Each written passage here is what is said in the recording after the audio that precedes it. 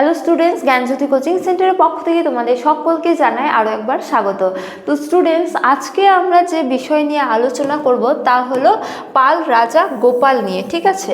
তো এর আগের দিন আমরা মাৎস্যনায়ের যুগ সম্পর্কে আলোচনা করেছিলাম। তো সেখানে আমরা দেখেছি যে এই যুগের অবসান ঘটে মূলত পাল রাজা গোপালের উত্থানের মধ্য দিয়ে।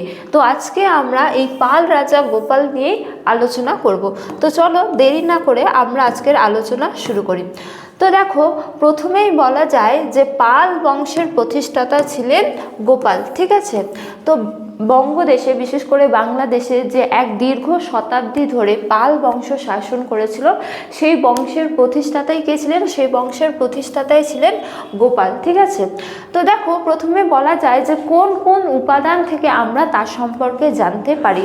তো একাধিক উপাদান রয়েছে যেখান থেকে আমরা তার সম্পর্কে জানতে পারি বা তার রাজত্বকাল সম্পর্কে জানতে পারি, কিন্তু তার মধ্যে উল্লেখযোগ্য কয়েকটি উপাদান হলো, প্রথমত তিব্বতীয় কিংবদন্তি, এছাড়া ধর্মপালের খালিমপুর তাম্রশাসন। তো এই দুটো হলো উল্লেখযোগ্য যেখান থেকে আমরা তার সম্পর্কে বিশেষ করে জানতে পারি, ঠিক আছে।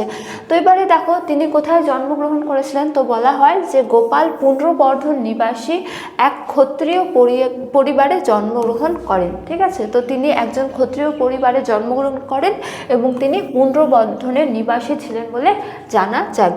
এরপরে দেখো, বলা হয়েছে যে তিনি বঙ্গদেশের রাজা নির্বাচিত হন এবং ধর্মপালের খালিমপুর তাম্রশাসন থেকে জানা যায় যে বাংলার জনগণ গোপালকে রাজপদে নির্বাচন করেছিলেন।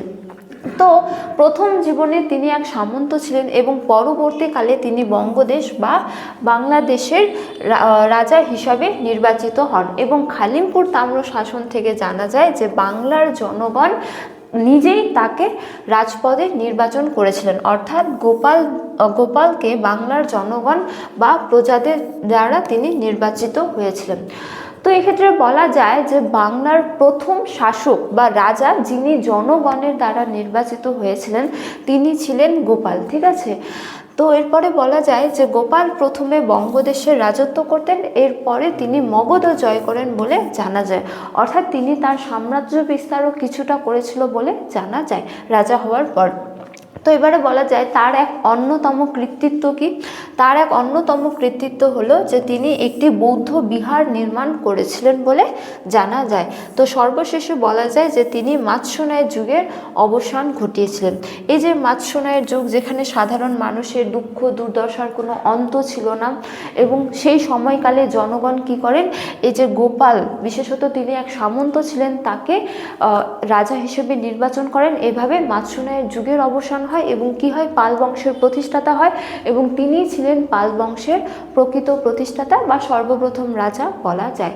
তো স্টুডেন্টস, এই ছিল আজকে পাল রাজা গোপাল সম্পর্কে ছোট্ট একটা আলোচনা। তো ক্লাসটি শেষ করার পূর্বে তোমাদের একটা ছোট্ট ইনফরমেশন দিয়ে রাখি। তোমরা স্ক্রিনে দুটো নম্বর দেখতে পাচ্ছ, এই দুটো নম্বর হলো 6295916282, এছাড়া 7076398606। তো এই দুটো নম্বর হলো আমাদের কোচিং সেন্টারের অফিসিয়াল হেল্পলাইন নম্বর। তো তোমরা যারা চাইছো তোমরা এই সেমিস্টারে আমাদের সাথে যুক্ত হবে, পড়াশোনা করবে, তোমরা কিন্তু এই দুটো নম্বরের মধ্যে যে কোনো একটিতে যোগাযোগ করে আমাদের সাথে যুক্ত হতে পারো। তো আজকের ক্লাস এতটাই, তোমাদের সাথে দেখা হবে পরবর্তী ক্লাসে। ততক্ষণ তোমরা সকলেই ভালো থাকো, সুস্থ থাকো। Thank you.